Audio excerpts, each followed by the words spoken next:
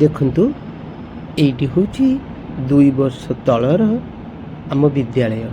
ଏଠି ଯେତେବେଳେ ମୁଁ ପ୍ରଥମେ ଆସିଥିଲି, ଦେଖନ୍ତୁ ତ।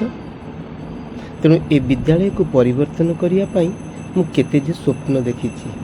କେବେ ବି ମୁଁ ବିଦ୍ୟାଳୟକୁ ଠିକ୍ ଟାଇମ୍ ଛଡ଼ା ଅନ୍ୟ ଟାଇମ୍ରେ ଆସିନାହିଁ।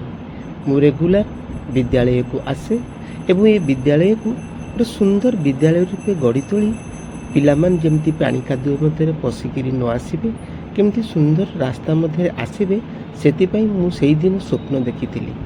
ଏବଂ ସେଇ ଦିନଠାରୁ ଦେଖନ୍ତୁ ଏବେ ଏ ବିଦ୍ୟାଳୟ କିପରି ଭାବରେ ଗଢ଼ି ତୋଳି ହୋଇଅଛି।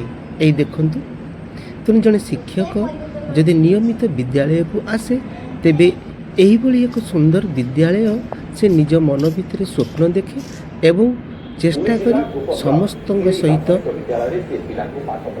ସାଥୀ ହୋଇ ସମସ୍ତଙ୍କୁ ସାଥିରେ ନେଇ ଗ୍ରାମବାସୀ, ଅଭିଭାବକ ତଥା ବିଦ୍ୟାଳୟ ଶିକ୍ଷା କମିଟି ସମସ୍ତଙ୍କୁ ଏକାଠି କରି ଏକ ସୁନ୍ଦର ବିଦ୍ୟାଳୟ ଗଢ଼ିଥାଏ, ଯାହାକି ଆପଣମାନେ ଏବେ ଦେଖିପାରୁଛନ୍ତି।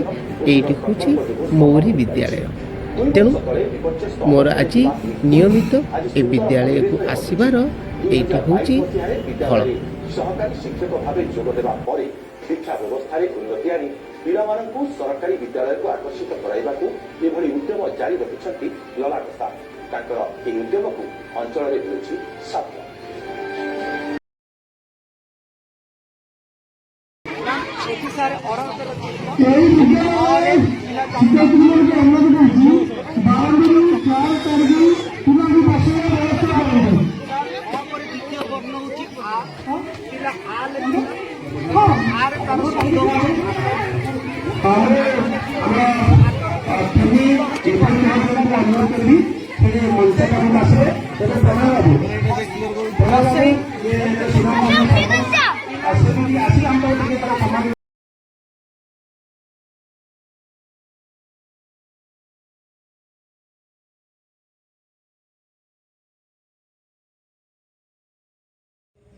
अरे अरटर चित्र देखा।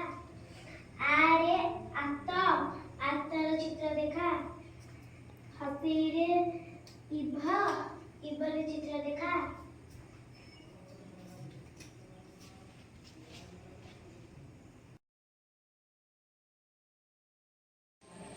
पिले माने हैला देख एइटी हैला समस्त मन रखुता संख्या रे 1 सेबली देख अक्षर रे 1 ताले 1 टा हम केमदी गणिबार व्यवहार करू देखिलु।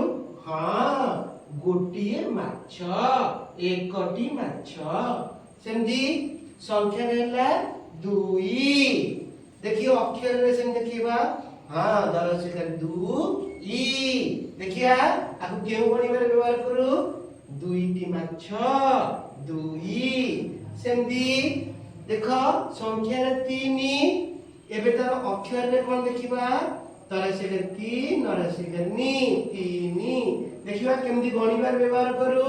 हां 3टी माछ गोटिए माछ 2टी माछ 3टी माछ हैला एमती तमे सब खाता रे लिखि परिबो।